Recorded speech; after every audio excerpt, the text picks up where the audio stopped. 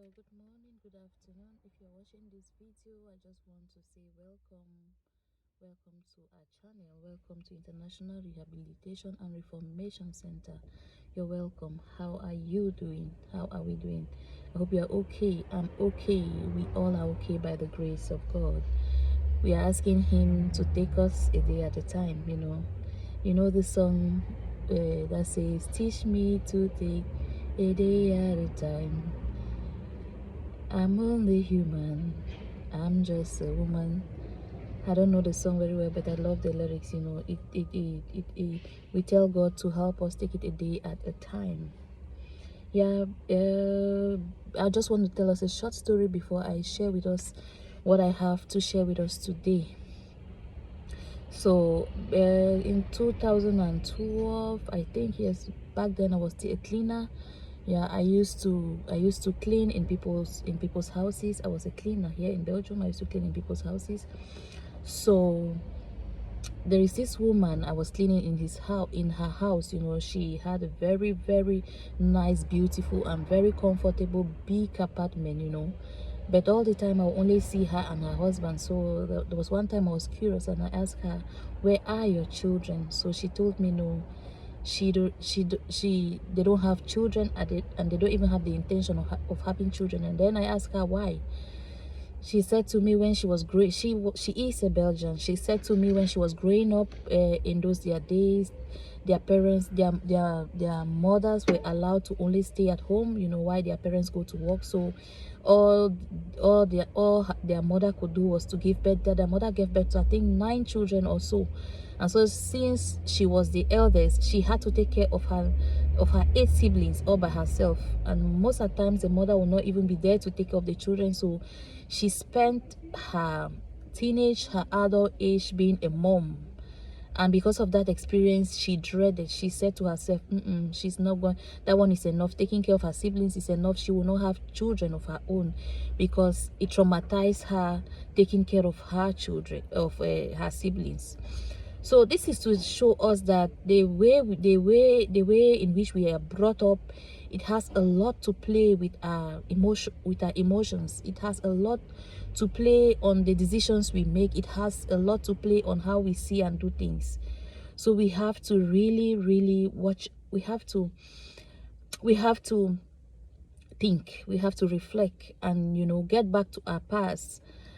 Get back to our past and see if there are some things where we need healing, because life, like what we can never give out what we do not have. We can never give out what we do not have. We can only give what we have. There are a lot of hurt people in the society.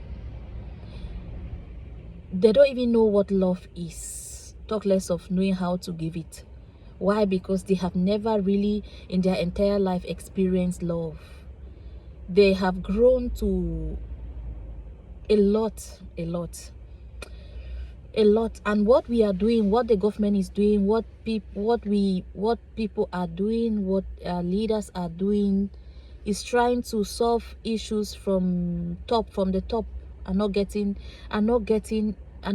them, and not solving them right from its roots.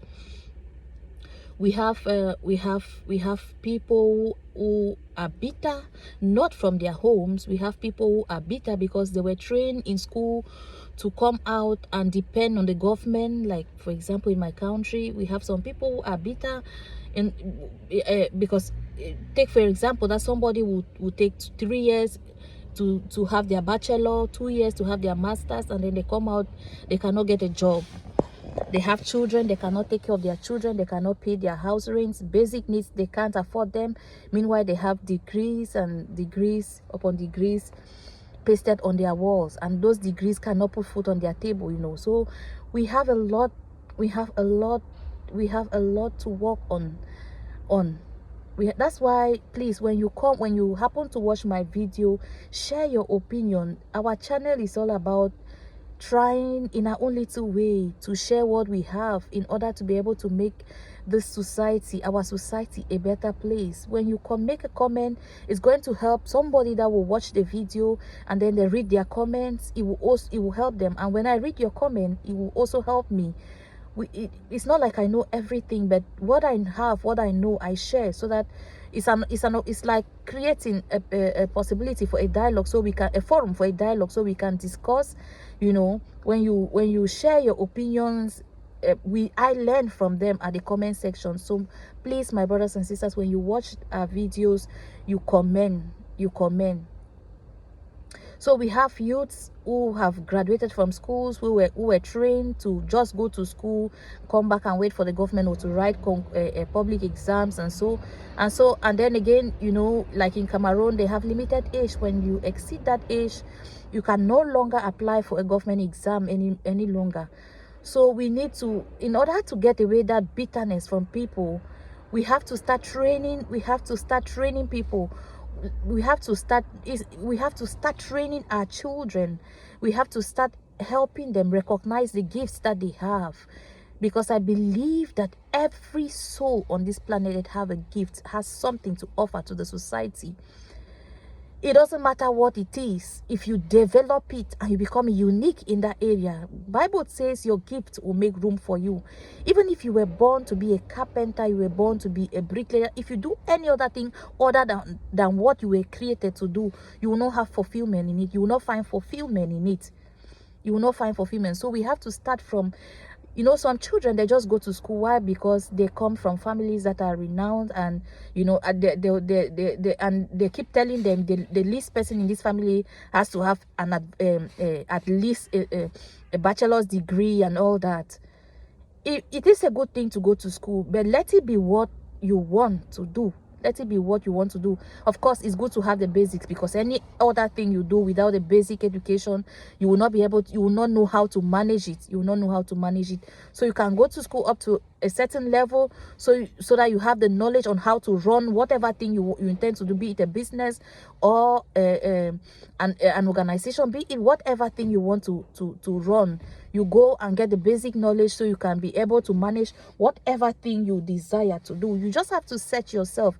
You have to monitor your children from a very tender age. It's easy to know what a child loves or would like to do by the toys. They will, for example, the toys, as they grow up, as they grow from one stage to another, you will, the things you see them do in their private time without you paying attention, or without them noticing that you are paying attention to them, you know, those things you see them love doing, encourage them in it.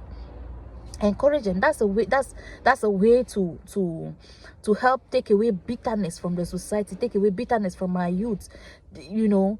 And it's another way to help solve the unemployment rate. Because when our youths are idle, when they are frustrated, when they're angry, you know what the society will be like. I cannot spell it out, because you already know what the society will become when we have youths who are jobless, when we have youths who are idle, when we have youths who are angry. The Bible say, I don't know if it is the Bible, but I used to hear people say, an idle mind is a devil's workshop. An idle mind is a devil's workshop. So before I proceed, I would like to ask us this question: what do we live for? What do I live for, Brenda? What do you, who is watching me, what do you live for? What do you live for? What do you live for? Because what you live for has a lot to play in your life. Pardon me, please. What do you live for? Do you live to gain acceptance from people, or do you live to be accomplished? Do you live to gain acceptance from people, or do you live to become accomplished? If you live to gain acceptance from people, that's another source of bitterness, because there is no one you can ever please. No matter what you do, no matter what you say, there will be someone somewhere out there that will find fault in what you have said or done. There will be, nobody can please me, so don't even try to please me. And I can never please anybody, so I don't live my life to please anybody. I live my life to do what the Bible tells me is right for me to do. I live my life to do what I know is the right thing to do. Besides, we all have our conscience. I live my life to do unto others what I would love them to do unto me. To do what I can, when and how. If you live your life for acceptance, you will never be fulfilled, and you will grow in bitterness. And eventually, that bitterness from you will become a cycle. The very thing you hated, it will become a cycle. You will be passing it on to your children without even being aware. You will be passing it on to those who will be struggling to love you, to those around you, without even being aware that is, you will be passing it to others unconsciously without being aware that is what you are doing. That is what you are doing. So you have to define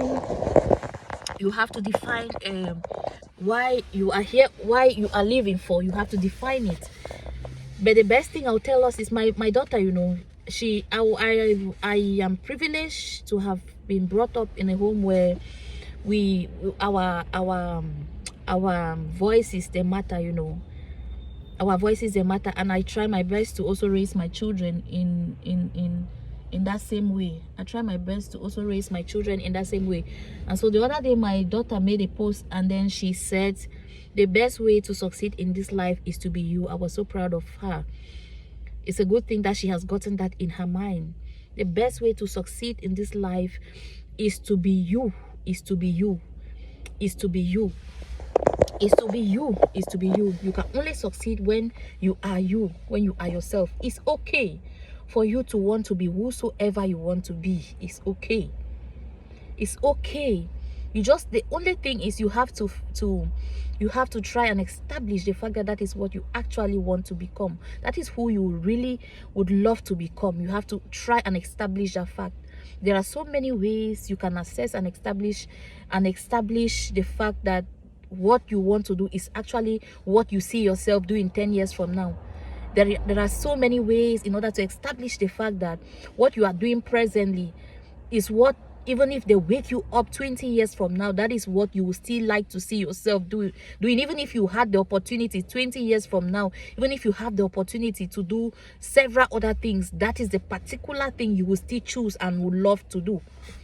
So you have to look for those means to establish the fact that what you want to do, what you are doing, or what you want to do is what you really love to do.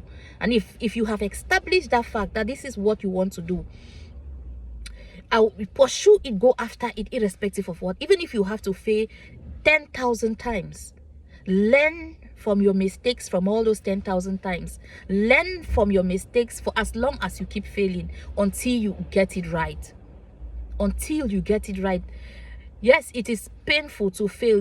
There are a lot of losses you incur, but there are also good things you learn when you learn from what you learn. There are things you learn from when you fall. You learn from you gain experience. When you keep doing, you gain experience, and you become eventually you become a master of what you are learning to become, of what you are trying to become. You become a master. You learn from the mistakes. You gain experience from how you have been making mistakes, so that in future, if you stand and you happen to have people be working under you, you already have an idea of possible mistakes that can take place. And when you have an idea of mistakes that can take place, it helps you to make preparation already for in case mistakes like this happen. You already have a backup plan. You know that, okay, this is how to make damage control. This is how to go about it in order to have a damage control. So even if you have to fail 7 times, like I said, it is also advantageous.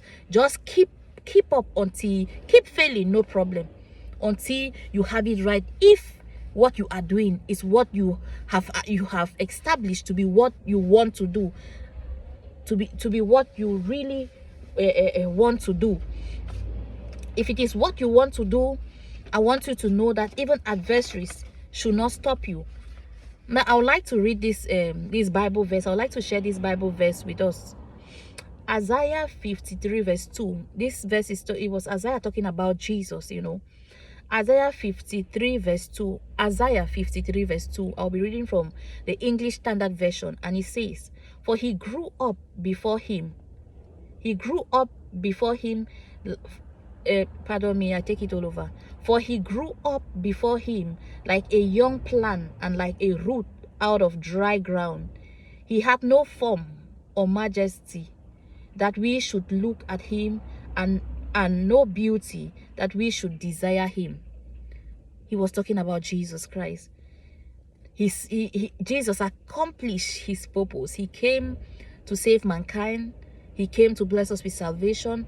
He came to shed his blood on the cross of Calvary to buy back our salvation.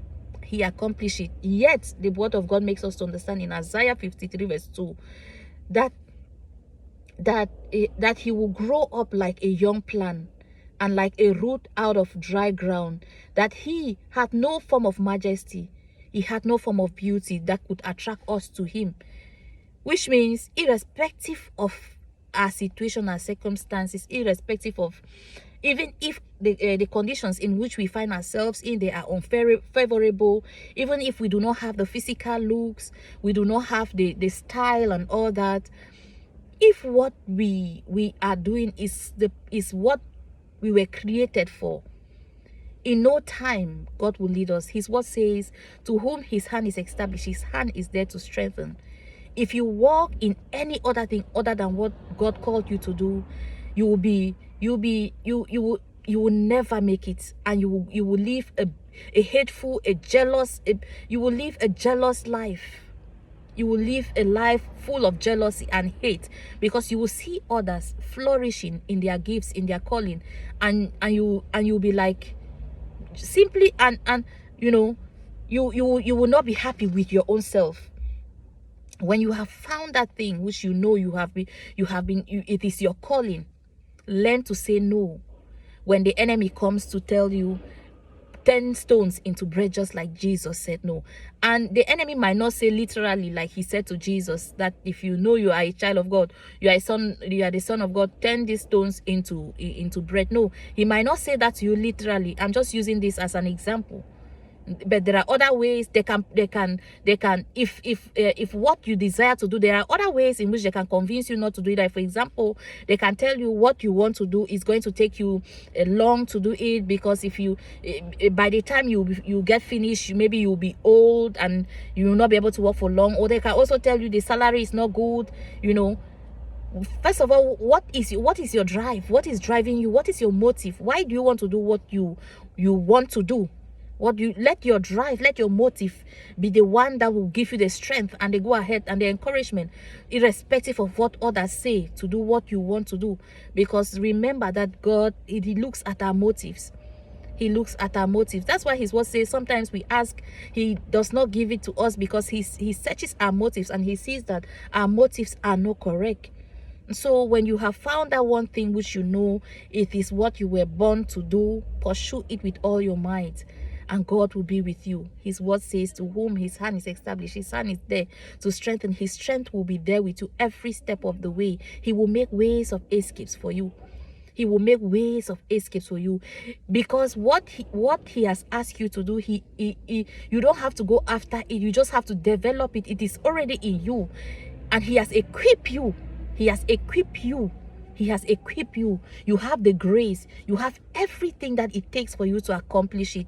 But any other thing that comes from outsiders, you are on your own. You have no backing. You have no insurance from heaven. From heaven, you have no insurance from heaven. So learn like Jesus to say, thou shalt not live by bread alone. Learn like Jesus to say, thou shalt bow to no other God but the Lord God himself. You know, even when the enemy came and presented kingdoms and say, if you bow to me, I will give you all these kingdoms. Sometimes we get distracted when we are doing something which is our calling, and then they propose us something and we look at the salary is better than the salary we have now. We don't even sit and think and say, yes, this might be the salary. What are the odds? What are the things? What are the other things I stand to lose if I should go for this job? What are the other things? You know, we don't think, we don't reflect. We just look at the things they have proposed to us and the beauty they've presented to us concerning an issue, and we say, okay, this is what I want. This is what I want. This is what I want. My brothers and my sisters, anything we are doing which is out of the purpose for which we were created, we will never ever find satisfaction in it. And now, if we grow to think that our acceptance if we grow to think that, okay, I don't want to live an accomplished life, I want to live a life of acceptance, I want you to know that you will grow in the highest bitterness, because you can never please anyone. There is no, we can only do what we can, but we can never please anyone. Nobody can please me. So I have made up my mind to live an accomplished life. I'm not living my life to please no one, but I give respect to who respect is due. I give respect to who respect is due. And I ask God to bless me with the grace of humility in all I do. And there's also this issue where people will complain and say, even if our youth will complain and say, I was not able to do this because I had this issue, because this person did not do this to me, this person did not help me, I did not have help. And so God is a helper. If he has assigned you to do something, and if he wants you to do something, he will send you help. Even if it means him sending animals, he will send animals. Even if it means him raising stones or objects to help you, he will do that. The only thing we need to have is that passion, that desire to want to do the right thing. The rest, be rest assured that God can help you. And there is this one sweet tips I want to give anyone there's this one beautiful tips I want to give anyone who needs comfort, especially those that are having issues with, let's say they have foes. You know, we all have foes. I want us to know that sometimes it is necessary for us to have these foes around us, because their activities will help us build character in us. Their activities will help us exercise the fruit of the Spirit. When we exercise the fruit of the Spirit, it will eventually lead to hope. It will eventually increase our faith. It will eventually build our character. It will eventually increase our faith. It will eventually increase our faith. I'm looking at the post. Okay. It will eventually increase our faith in the God we profess. So it's not that bad to have enemies. It's not that bad. But the good thing is, when you discern them, you ask God for the wisdom on how to deal with them, so that their presence be a blessing and not a curse to you. You ask God for all the grace, and you can, through the Bible, you can get help on how to deal with those who love you and those who do not love you. No, not everybody will love you. That is for sure. That is for sure. And the good news is, whether I love you or I do not love you, whether I hate you or I do not hate you, my idea has nothing to do with your growth. My loving you or hating you has nothing to do with your accomplishment, if you want to live an accomplished life. My hating or loving you has nothing to do with you accomplishing your purpose, because I'm not God. I'm not your God. I'm not your God. The God we serve, he created you, he created me, which means he has power over you and over me. And so I cannot stop you from becoming who God has created you to be. Why? Because I don't have that power. I am not your creator. The Bible says, who is that person that can say a thing and it comes to pass when God himself has not said so? Yes, of course, some people are false. They might have the power to delay if God allows it, but they do not have the power to deny. So in the period of delay, work on yourself. In the period of delay, prepare yourself so that when it comes, you'll be well equipped to know how to handle it.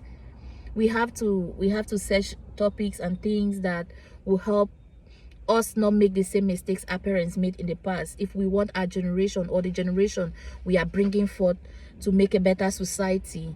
Then the mistakes our parents made in the past, we have to learn from them. We have to learn from them. And most especially us from Africa. I don't know about Europeans, but I know much about us in Africa. We grow up in families where there is a lot of competition among children. We know parents will love to talk about one child from another, you know, make children to understand that this one has done this to me. Even in every home, in almost every home, parents do that. And to me, I see that like a sort of blackmail. I always tell my father, we are like his children. We are like we are like, he is like a house, and we are like all the constructors, those who are supposed to take charge in order for him the house to be complete. And all our efforts are equally important, and take away one effort, the house will be incomplete.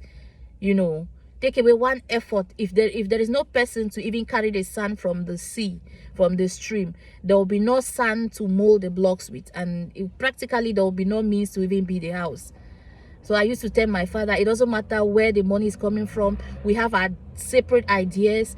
Some might be there to provide the money. Some might be there back home to go buy the materials to make sure that things are moving smoothly. There are things I might be here that I can do, and there are things I'm limited because I am not God. I cannot be everywhere at all times. So there are things I can do, and there are things I cannot do. And those things, those people who are back home, they do them. And that's what will make the job complete. My effort, their efforts, the things I can do, the things they can do, those things make the job complete. So we really like the story about the woman whom I was doing cleaning in her house. Like the decision she took not to have a child is because of what she went through. So we have to always learn to take decisions, and then taking into considerations the emotional needs of our children, the emotional needs of our spouses, the emotional needs of the people around us, If we take into consideration the emotional needs of the people around us, there are a lot of decisions that even if we want to do them, we love to do them, and we see that it's not going to be it's not going to work for those around us, we might have to have a change of plan or think about an alternative. That way we'll be making the world a better place, because every soul that we happen to allow grow with a free spirit around us is going to take that same free spirit, that same joyful spirit out there. Before you know it, everywhere people will be happy, people will be glad, you know. So there are a lot of things. I've spoken on so many things. I've just touched a little bit of everything, but I believe that whatever you catch from what I've just said, and you think that in this area I can help in my own little way to bring improvement on it, go for it.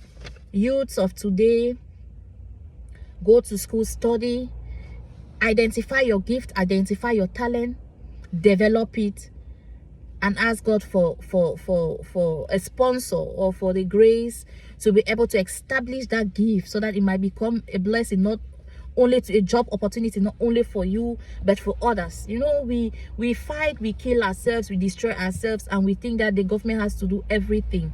Of course, there are things the government has to do. There are accounts the government has to give. It has to be accountable. But in our own little way, without even the government, we can make this world a better place. We can make this world a better place in our own little ways. We have fertile soils in Africa. We have fertile soils. There are a lot of ways to raise up support to help one another. There are a lot of ways to raise up support to help one another. Like, for example, I will not share about that now. I will make a separate video on that. You know, how we can do to help us in our own little society. You know, I love you all with the love of God. Have a lovely day wherever you are. Bye for now. Shalom.